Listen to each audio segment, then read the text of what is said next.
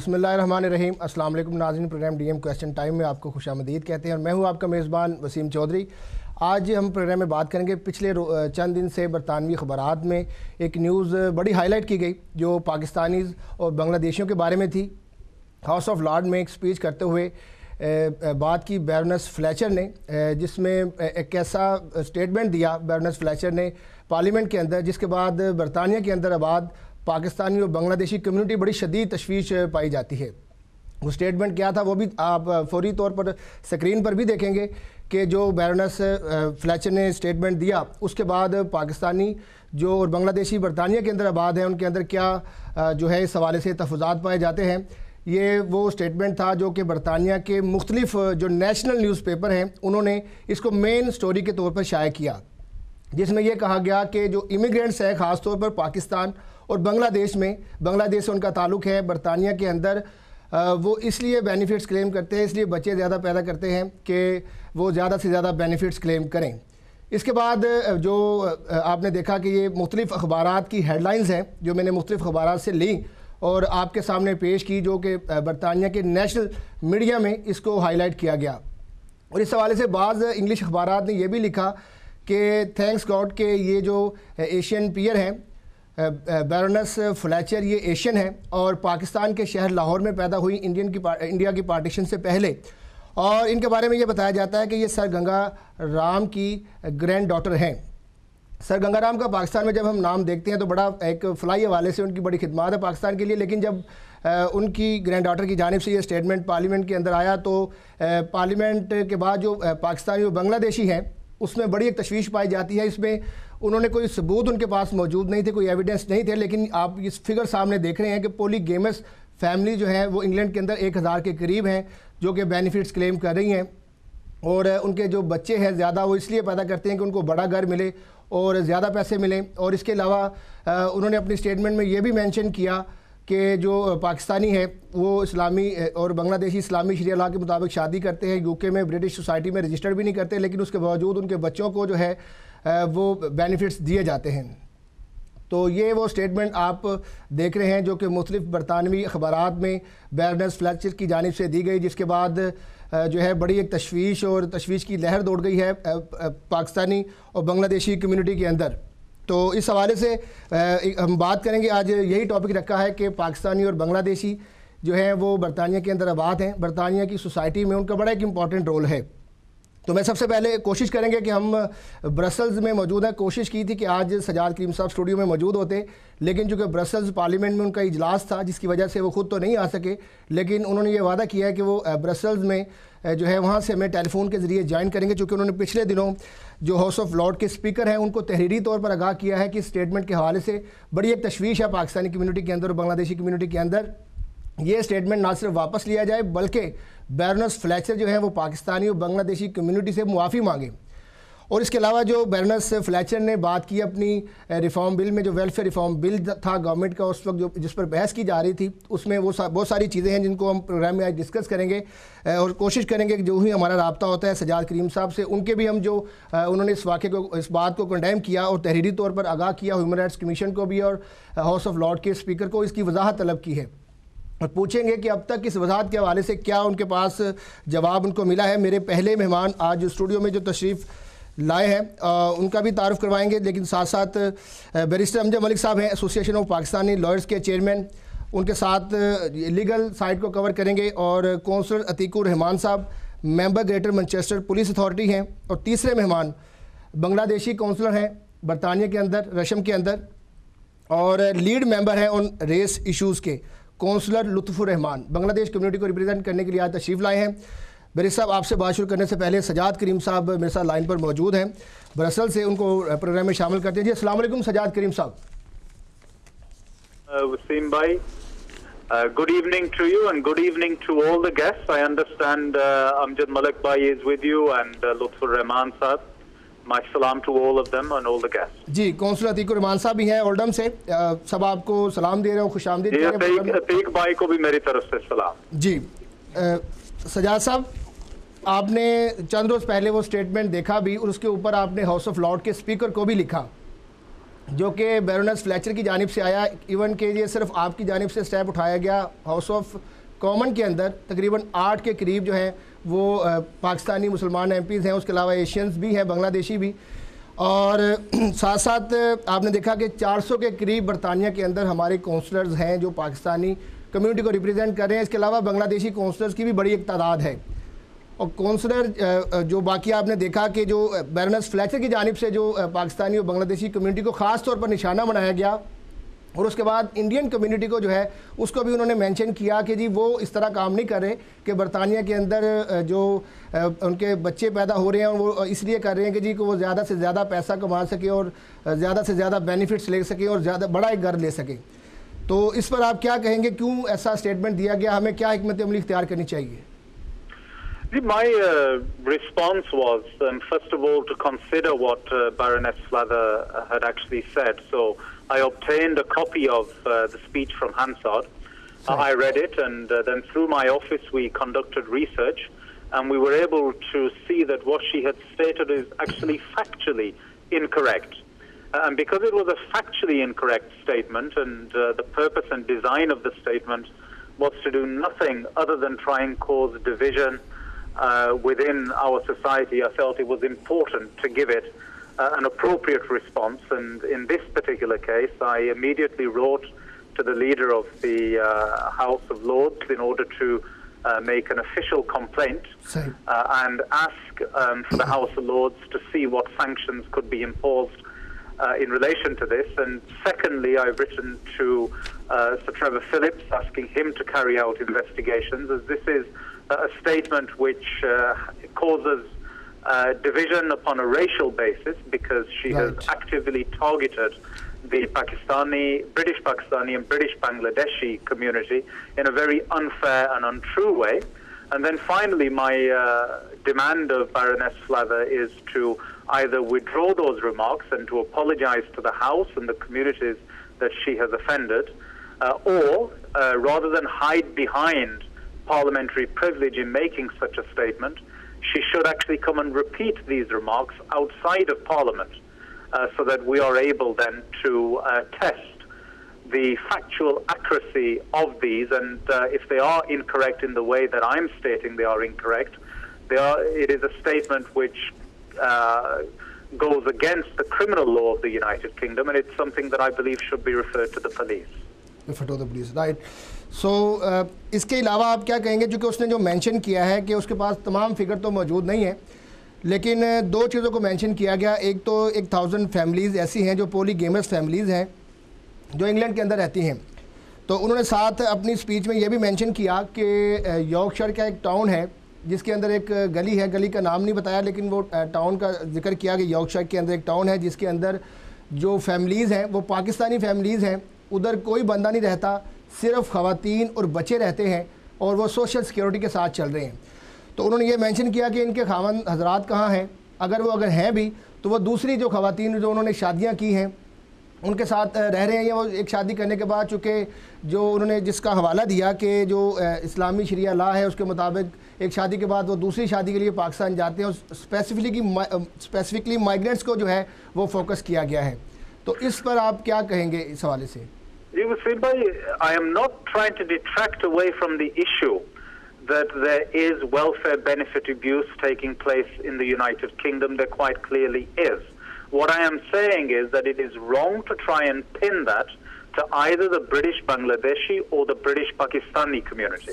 That is what is wrong. To try and racialize this debate is fundamentally wrong, and the reasoning that she has given and the so-called rationale that she is seeking to rely upon is actually factually incorrect. If you look at research conducted by the Rowntree Foundation, Rowntree Trust, you will find that in actual fact, the sizes of both British Pakistani and British Bangladeshi families over the past 2 decades has been decreasing, not increasing in the way that she is stating in her speech.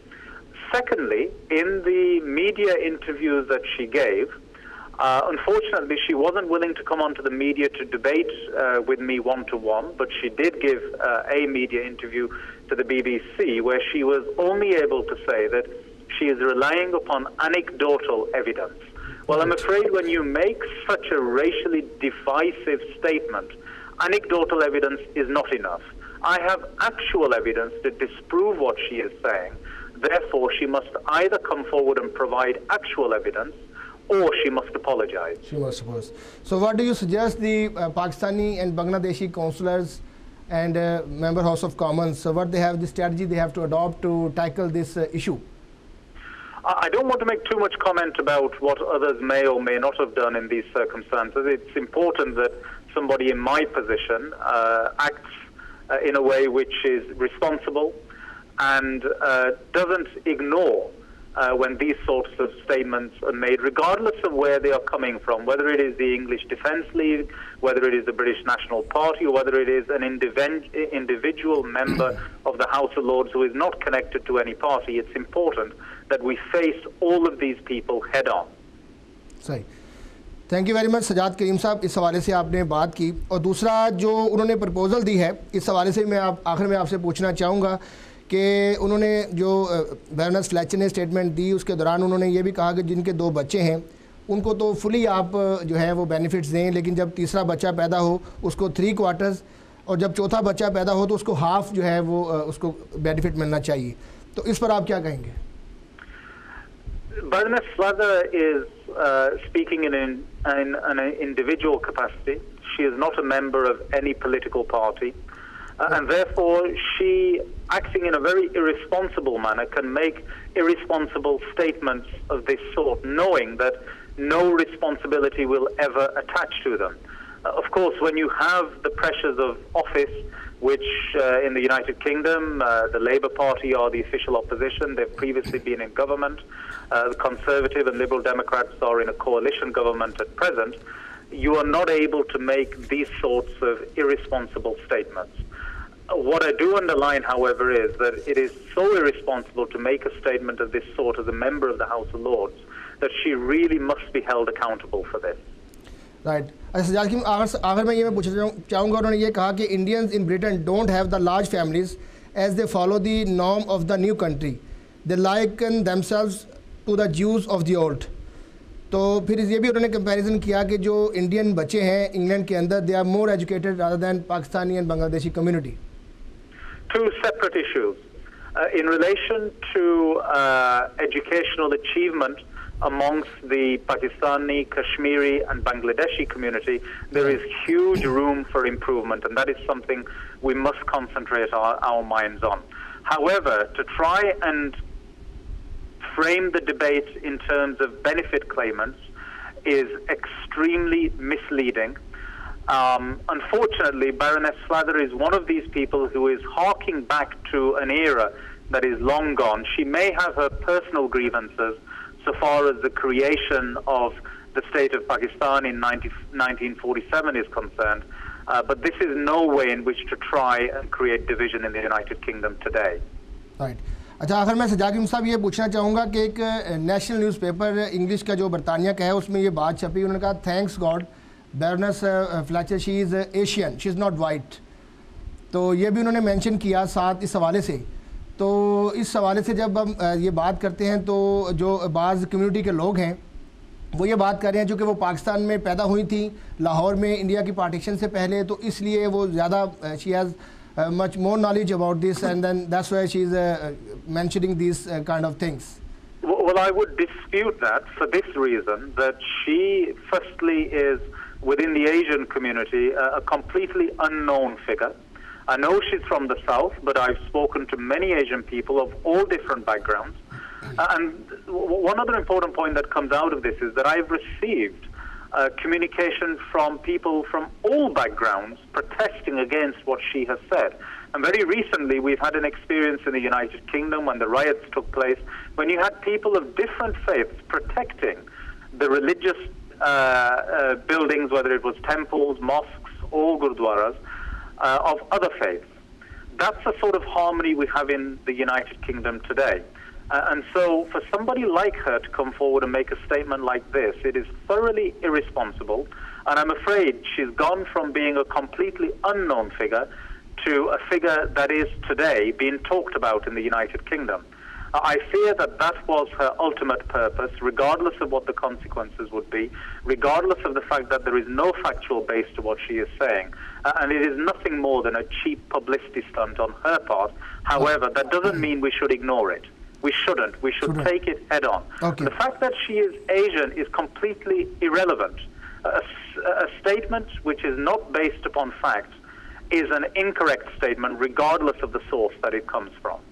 Right अच्छा सजाद साहब, अगर आपने जो ख़त लिखा है speaker house of Lord को और ह्यूमन राइट्स कमीशन को, अभी तक उनकी तरफ से जवाब कोई नहीं आया, अगर जवाब नहीं आता तो कितने रोज़ आप वेट करेंगे? क्या हिकमत अमली होगी इस हवाले से आपकी, या जो बाकी इस वक्त पाकिस्तानी कम्युनिटी ये प्रोग्राम देख रही है, सुन रही है, काउंसलर्स भी और जो हमारे MPs भी है, क्या फिर अडॉप्टेबिलिटी क्या होनी चाहिए, क्या हिकमत अमली होनी चाहिए? Firstly, I will receive a response. It's not a case that a response won't be received. I will.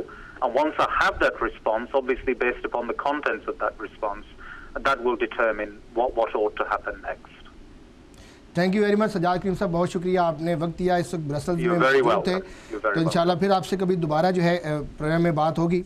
Barrister Abdul Malik साहब, आपने सजाद करीम साहब की भी बातें सुनी और वो आपने हेडलाइंस भी देखी जो कि बरतानवी मीडिया में छपी, और लीगल पॉइंट ऑफ से मैं आपसे पूछना चाहूँगा कि जो UK के अंदर स्पेशली इमिग्रेंट्स को उन पर बात की गई है कि इमिग्रेंट्स जो हैं वो उनके जो ज़्यादा बच्चे हैं वो इसलिए कि वो बेनिफिट्स क्लेम करने के लिए हैं, और पाकिस्तानी और बांग्लादेशी कम्युनिटी के, तो आप इस हवाले से बताएं कि लीगली आप बहुत सारे केसेस इस तरह डील करते हैं, क्या ये बात हकीकत है या क्यों की गई है इस तरह की बात?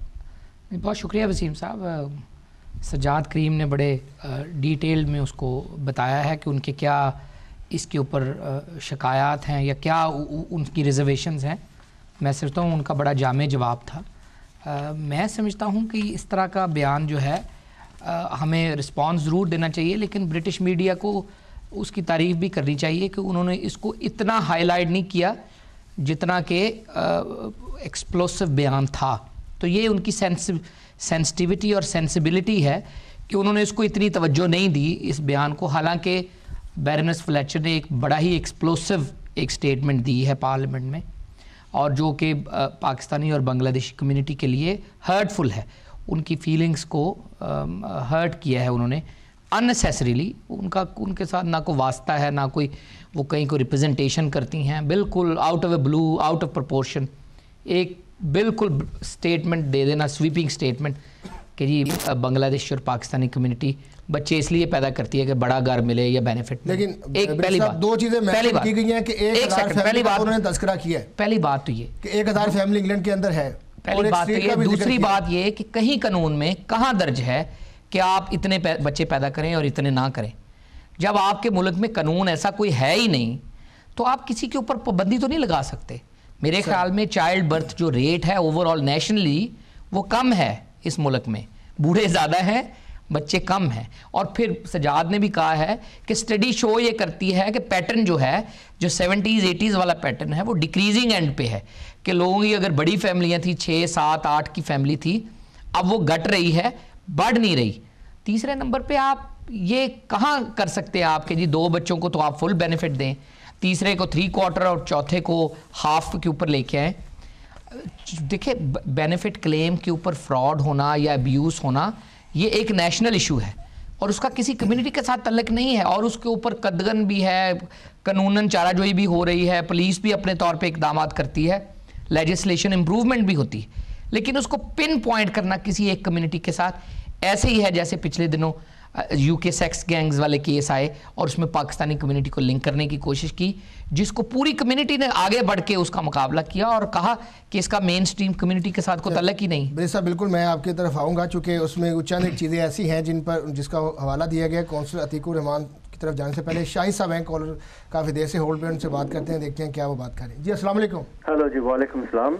शाहिद साहब आपको वेलकम कहते हैं प्रोग्राम में, क्या कहना चाहेंगे आप? जी मैंने पहले भी सजाद भाई की बात सुनी है तो उन्हें सब कुछ कह दिया है, तो मैंने तो यही कहना है ये जो बात उस क्या नाम है उसका, बैरोनेस फ्लेचर उनका नाम है, first female Asian women member है हाउस ऑफ लॉर्ड्स की। हाँ, उसने पाकिस्तान के शहर लाहौर में पैदा हुई थी इंडिया की पार्टीशन से पहले।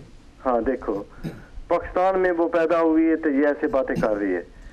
देखिए उनके पास उन्होंने कहा जी कि 1000 फैमिली का तो उनको पता है कि वो पॉलीगेमस फैमिलीज हैं इंग्लैंड के अंदर जो कि सोशल सिक्योरिटी और बेनिफिट्स क्लेम कर रहे हैं, उनके बच्चे भी ज़्यादा हैं, उनके खावंद उनके साथ नहीं रह रहे। और वो मैं जो हमारे पैनल पे गेस्ट बैठे हैं उनसे पूछूंगा आप कुछ कहना चाह रहे हैं, बताएं पहले। वो प्राइम मिनिस्टर के जूते साफ कर रही होगी। मैंने यही कहना है कि ये बात जो है ना, इसको भूल जाओ, ये कोई बात नहीं है। ये ऐसी ऐसी बातें होती रहती है इस मुल्क में, ये बातें कोई ऐसी महसूस करने वाली बात नहीं है। ये हर घर में बच्चे पैदा होते हैं, चाहे वो 5 हो, 6 हो, 7 हो। इस मुल्क ने उनको रोजी तो देनी है। ये गोरों के घरों में भी यही बात है, मुसलमानों के घरों में यही भी बात है। ये कोई ऐसी बात नहीं है। ये जो बातें ऐसे करती है ना, वो उनके दिमाग में कोई सोच होती है। बहुत शुक्रिया शाही साहब, आपने अपना मौक़िफ़ पेश किया जी, आपका अपना नुक्ता नज़र था जी। अतीकुर रहमान साहब आप काउंसलर भी हैं और member greater Manchester police authority के भी हैं। तो ये जो स्टेटमेंट सामने आया है, बड़ी एक तशवीश पाई जाती है पाकिस्तानी और बांग्लादेशी कम्युनिटी के अंदर, और उसमें उन्होंने मेंशन भी किया एक, जिस तरह मैंने जिक्र किया कि 1000 फैमिली तो उन्होंने कहा जी कि इस तरह की है जो उनके नोटिस में है, और बहुत सारी ऐसी फैमिलीज़ जो हैं उनकी इन्वेस्टिगेशन हो रही हैं या उस हवाले से जो है इन्वेस्टिगेशन की ज़रूरत है। आप क्या कहेंगे? बिस्मिल्लाहिर्रहमानिर्रहीम। वसीम साहब बहुत शुक्रिया कि आपने एक इंतहाई सेंसिटिव जो इशू है पाकिस्तानी और कश्मीरी और बांग्लादेशी कम्युनिटी के लिए, उस पे आपने ये प्रोग्राम तरतीब दिया है। सबसे पहले तो मैं on behalf of the people of Oldham and also the Pakistani community मैं पुरज़ोर मज़म्मत करता हूँ इस बयान की। जैसा कि सजाद भाई ने फरमाया कि ये एक ऐसा बयान है कि जिसकी कोई हकीकत नहीं है।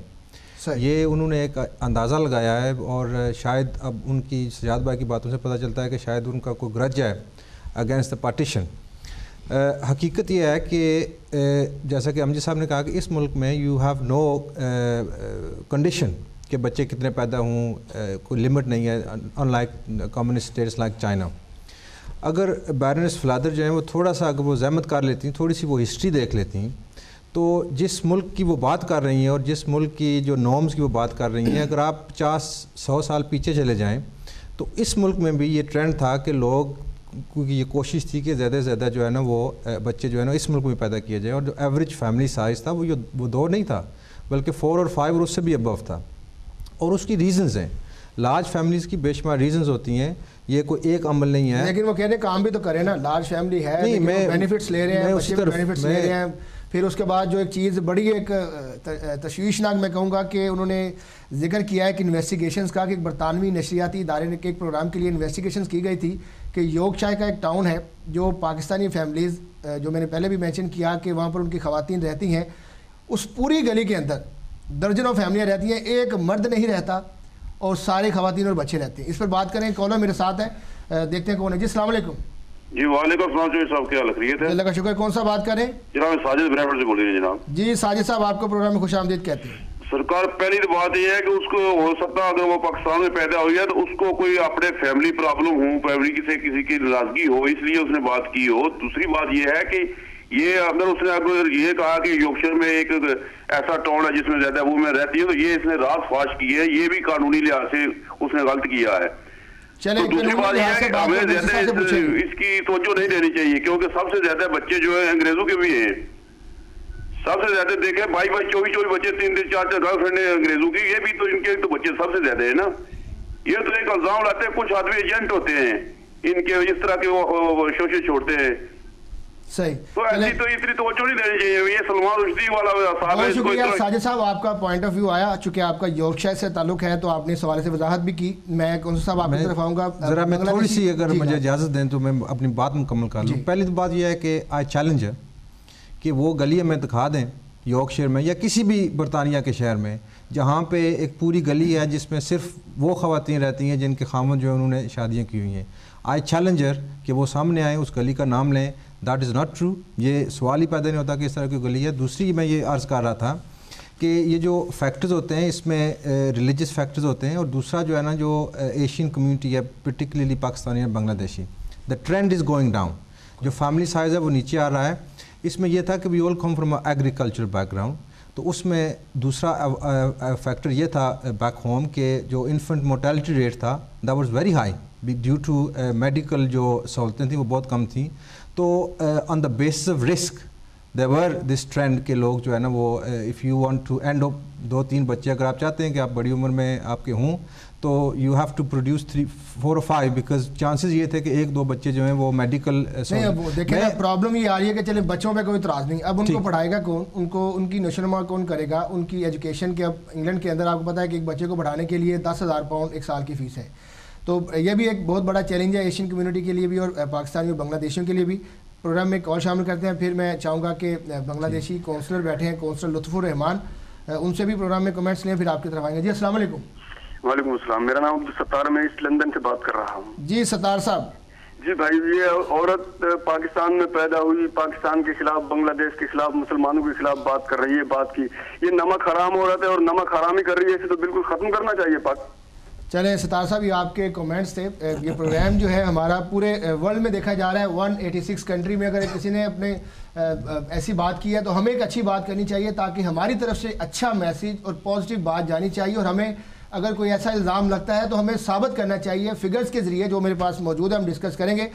बेरी साहब आपकी तरफ आएंगे, काउंसलर लुत्फुर रहमान साहब बैठे हैं, बांग्लादेशी कम्युनिटी को रिप्रेजेंट कर रहे हैं और आप लीड मेंबर भी हैं रेस अथॉरिटी के, तो इस हवाले से आप बताएं कि किस तरह ये स्टेटमेंट के आने के बाद बांग्लादेशी कम्युनिटी में ख़ास तौर पर क्या रिएक्शन है, उनके क्या इस हवाले से वो सोच रहे हैं, क्या कह रहे हैं आप, क्या आपकी हिकमत अमली होगी? Well, first of all, I want to agree with everything that Sajjad has said, and I think it's truly commendable that he's taken a position on this issue.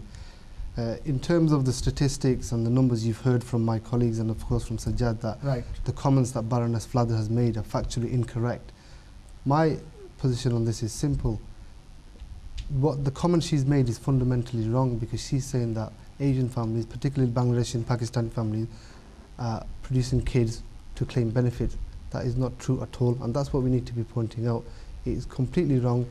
No. So how many children normally the one family in Bangladeshi community have? Like 4 children, 5 children, 2 children? That's for me, that's irrelevant how many they have. The fact that she said that they have children to claim benefits is wrong. No family has children to claim benefits. People love their children, they're very fond of them, they work extremely hard to bring up a child, and it costs a considerable amount to bring up a child and give him a good education and a good life. Benefits does not do that for you. This is completely wrong, and that's what we need to be pointing out. Right. जी मेरे साहब आपकी तरफ आता हूँ। कानूनी पहलू से बात करेंगे कि जो मेंशन किया मेंबर हाउस ऑफ लॉर्ड्स ने, a friend of mine who investigated the issue for the British TV channel for their program told me of one street in Yorkshire town where all the residents are Pakistani women with children living on social security. There is not one man living in the street. Where are the men? Perhaps with another family somewhere else. Who knows? नहीं, आप 2-3 चीज़ें हैं। पहले तो ये है कि कानूनन जो है क्या पाबंदी है कि कितने बच्चे होने चाहिए। या आपने सवाल भी पूछा है कि नॉर्मली बांग्लादेशी कम्युनिटी में एवरेज कितने बच्चे हैं। डज इट मैटर, चाहे 20 हों 50 हों, डज इट मैटर। क्या कहाँ कानून की खिलाफ वर्जी है कि इतने बच्चे हों तो कानून टूट गया है? नंबर 1। नंबर 2, ये अपनी इंडिविजुअल चॉइस है। आप देखें एवरेज देखें, फैमिली अगर मैरिज एज एन इंस्टीट्यूशन अगर बचा हुआ है तो इन कम्युनिटीज़ में बचा हुआ है, बाकी कम्युनिटीज़ में तो मैरिज की उतनी सैंक्टिटी है ही नहीं, वैल्यू ही नहीं है। अब अगर एक फैमिली इंटैक्ट है और 30-40 साल तक इंटैक्ट रहती है तो ला महल्ला एक अच्छी खुशहाल फैमिली की ये भी एक ब्लेसिंग है कि उसमें फिर बच्चे भी होते हैं। दूसरी आप जो बात कर रहे हैं कि एक स्ट्रीट में, let's say for hypothetically speaking, कि वाकई एक स्ट्रीट है जिसमें सारी एशियन फीमेल्स हैं, जिसमें एक घर में 4-4 5-5 बच्चे हैं और दे आर ऑन बेनिफिट्स और उनके घर में मर्द नहीं है, तो क्या है इसमें, क्या हर्ज है? अगर वो फैमिली सिंगल पेरेंट्स के तौर पे रह रही हैं और अपने बच्चों की परवरिश कर रही हैं, तो क्या कानून उस गली के बेस के ऊपर बनेगा? जो क्या कानून जो है ओवरऑल स्टेटिस्टिक्स के ऊपर बनेगा कि पूरे बरतानिया में क्या कानून होना चाहिए और बच्चों के ऊपर वेलफेयर बेनिफिट्स के ऊपर क्या रेशो होनी चाहिए? कह तो वो ये रही है ना कि 2 से ऊपर, वो तो कह रही है कि 2 से ऊपर अगर बच्चे हों किसी के, वो ये भी कह रही है कि रेपुटेशन की जा रही है कि वो जो ब्रिटिश जो यहाँ का कानून है उसके मुताबिक रजिस्टर नहीं की जाती शादी, लेकिन वो बेनिफिट क्लेम करते हैं उसके बाद। नहीं, आप एक चीज को देखें, कंपेरेबल देखें कि वो बंदा दोबारा वापस जाता है और नई दुल्हन ले जाता है। इस मुल्क में दूसरी कम्युनिटीज बगैर निकाह या बगैर शादी या बगैर किसी चीज के रह के बच्चे नहीं पैदा कर रहे। आप तो ये बताएं ना कि इंडिजिनस दूसरी कम्युनिटीज में लोग फॉर्म अ रिलेशनशिप, उसमें ना निकाह है ना शादी है ना कुछ है, सिविल पार्टनरशिप के अंदर बच्चे पैदा नहीं हो रहे। तो एक तरफ तो एक बिल्कुल फॉर्मिंग अ सिविल रिलेशनशिप में बच्चे पैदा हो रहे हैं, अगर दूसरी तरफ एक मुसलमान फैमिली जो है निकाह के जरिए बच्चे उनके होते हैं, एक फॉर्मलाइज्ड रिलेशनशिप के जरिए बच्चे होते हैं, तो मेरे नहीं ख्याल कि किसी एक कम्युनिटी को निशाना बनाना चाहिए। और मैं एक स्टेप आगे जाऊंगा कि बैरनेस फ्लैदर को कोई राइट नहीं है कि वो कम्युनिटी रिप्रेजेंटेशन इस तरह करें कि एक इस किस्म का एक विच हंट का तासर उभरे। एक तो वो खुद अपनी कम्युनिटी को रिप्रेजेंट करने की कोशिश कर रही हैं, ऊपर वो उल्टा नेगेटिव परसेप्शन पोर्ट्रे कर रही हैं। मैंने पिछले दिनों आप ही के टीवी के ऊपर प्रोग्राम देखा है जिसमें अच्छाइयाँ भी बयान की गई हैं। मैंने ऐसे भी लड़के देखे हैं जिन्होंने 10 A स्टार्स वाले आपने लड़के दिखाए नहीं है यहाँ, स्टूडेंट्स जो लोकल स्कूल्स के थे, जो लोकल स्कूल्स के हाई अचीवर्स थे। तो ये एक साइड भी है जिसने नेशनल रिकॉर्ड कायम करने वाले बच्चे भी तो इन्हीं कम्युनिटी से आए हैं, उनका कहीं जिक्र नहीं। तो नंबर 1। नंबर 2, बैरनेस फ्लेचर जो है वो क्रॉस बेंचर है, ना वो टोरी की है, ना लिबडेम की है, ना लेबर की है। So she doesn't carry a policy. So किसी गवर्नमेंट की या किसी पर्टिकुलर पार्टी की पॉलिसी ये नजर नहीं आती। लेकिन जब वो मेंबर थी हाउस ऑफ लॉर्ड की तब वो टोरी पार्टी को रिप्रेजेंट कर रही थी, अब नहीं है। अब वो फ्लोटर है, ना इधर की है ना उधर की है। तो अब उसके ऊपर ना कोई कदगन है जो मर्जी मुंह में आए बोलता रहे, ना वो किसी पार्टी की पॉलिसी है, ना गवर्नमेंट की पॉलिसी है, ना ऑपोजिशन की पॉलिसी है। इसलिए जो हमारी लोग हैं वो इसके ऊपर नपा तुला अपना रिएक्शन दे, एहतजाज रिकॉर्ड करवाएं। सजाद करीम ने राइटली हाउस ऑफ लॉर्ड्स के उनको लिखा है, बैरनेस डिसोजा को शायद लिखा है, और ट्रेवर फिलिप्स को लिखा है, रेशियल इक्वालिटी काउंसिल को, दिस इज एन रेश इशू कि वो एक ऐसी फ्लेयर कर रही हैं चीज जिसका वजूद ही नहीं है। और थर्डली भाईजान, ये चाइना नहीं है, यहाँ 1 चाइल्ड पॉलिसी नहीं है कि जी आप एक बच्चे से ज्यादा पैदा करेंगे तो आपका जुर्माना होगा।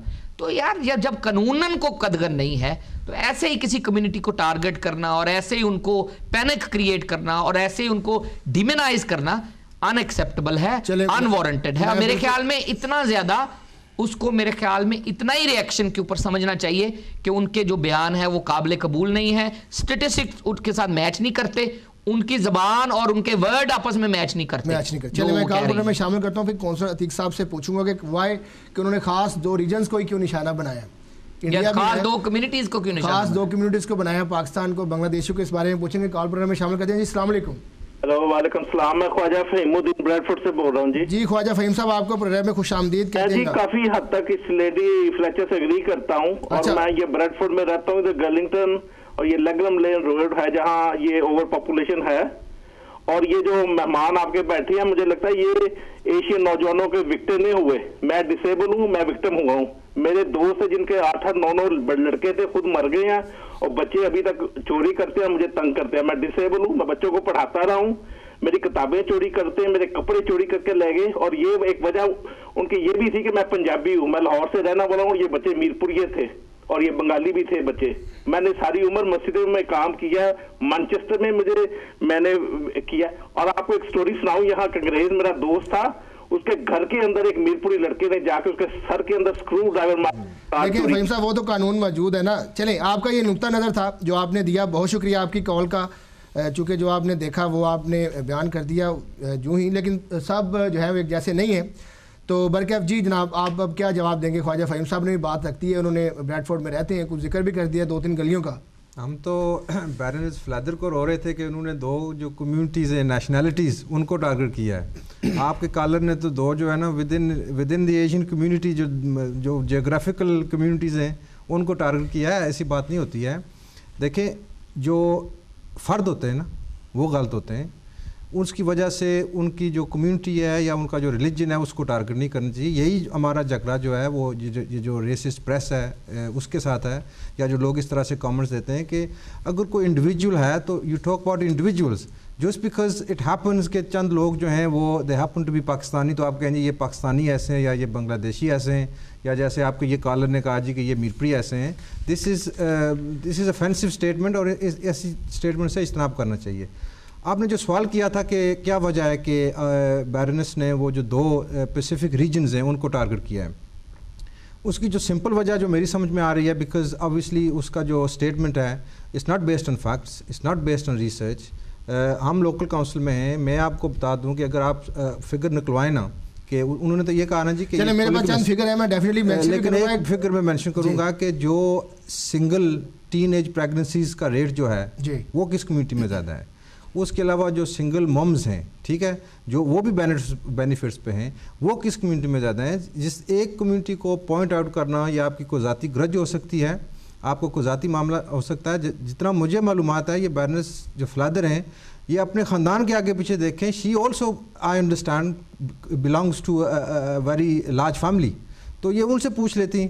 और दूसरी बात यह है कि ये फिनोमेना सिर्फ बरतानिया में नहीं है, पाकिस्तान में, बांग्लादेश में, या जो थर्ड वर्ल्ड कंट्री है वहाँ पे वेलफेयर सिस्टम नहीं है। नहीं, लेकिन इसके बावजूद that is my argument, that is specifically my argument कि पाकिस्तान में, बांग्लादेश में ये बेनिफिट सिस्टम नहीं है, इसके बावजूद वहाँ पे लार्ज फैमिलीज हैं।